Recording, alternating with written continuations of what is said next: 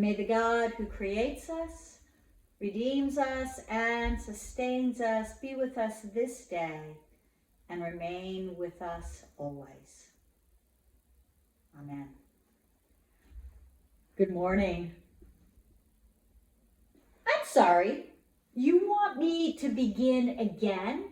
You want me to start anew just because Laban, the guy in charge, has changed the rules? I have to do it all over again? Because you didn't tell me in the beginning that the game was rigged and the house always wins? And this is what I imagine Jacob, the second son of Isaac and Rebekah, the younger brother of Esau, is saying to himself and anyone who will listen when he realizes that he has spent 7 long years working to prove his worthiness to Laban, his potential future father-in-law. Jacob said to him, "I'll work for you." And Laban said, "Well, what would you like to be paid?" And Jacob said, "I would love to marry your youngest daughter, Rachel." Laban said, "Okay." And 7 years came and went, and the wedding day came, and the wedding night went. And Jacob woke up in the morning and really took a look at the woman in his bed. And well, in the light of day, he sees that it's not Rachel, but rather it's her older sister, Leah. Well, don't get me started on how it took him until the morning to realize that it wasn't Rachel he was with, but that's a whole nother sermon. But Jacob says to Laban, "I asked for Rachel, whom I loved, and yet last night I slept with Leah." And Laban replied, "Yes, you did. It's not the custom here to give the younger sister in marriage before the older. Work for me for 7 more years, and then Rachel, whom you love, can be your wife." 7 more years. I have to work for you, do the work for you again for 7 more years? And Jacob did. 7 more years he worked for Laban. He worked for Laban because he wanted and he longed for Rachel.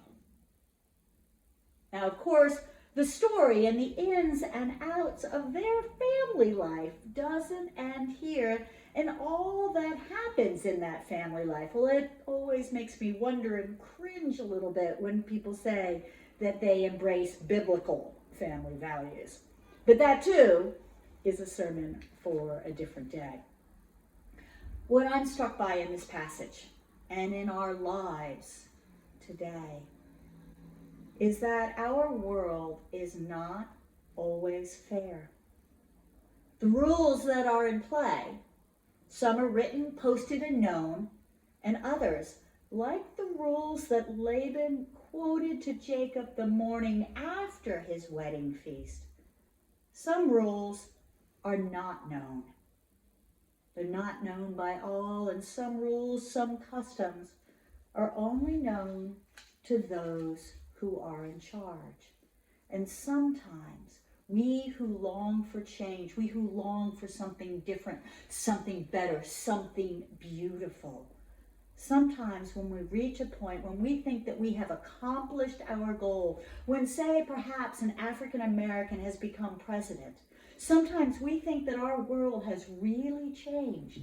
But then the veil gets lifted and the morning comes. And we realize, we who were a bit myopic, that the world has not changed, that this is not what we had longed for. And a man who happens to be black may have been our president, but still, racism prevails. And racism is so very real. And like Jacob, We cannot settle. We cannot give up. We who long for something more, all of us, must lift our heads up high and get back to doing the work that will change the way of our world. Like Congressman John Lewis, as he said, may we never give up and never give in, never become hostile. This hate is too big of a burden to bear. May we speak truth to power. May we model and lead what it means and what it looks like to get into trouble, good trouble. Always keeping an eye on that prize of a good and gracious world. It's time, my friends, to return to the work, the faith-filled Christian work of creating a world in which all of us belong. All of us are safe. All of us are loved. We cannot give up now. In our congregations, in our communities, in our families, we must do the work like Jacob did. We cannot give up now. Amen.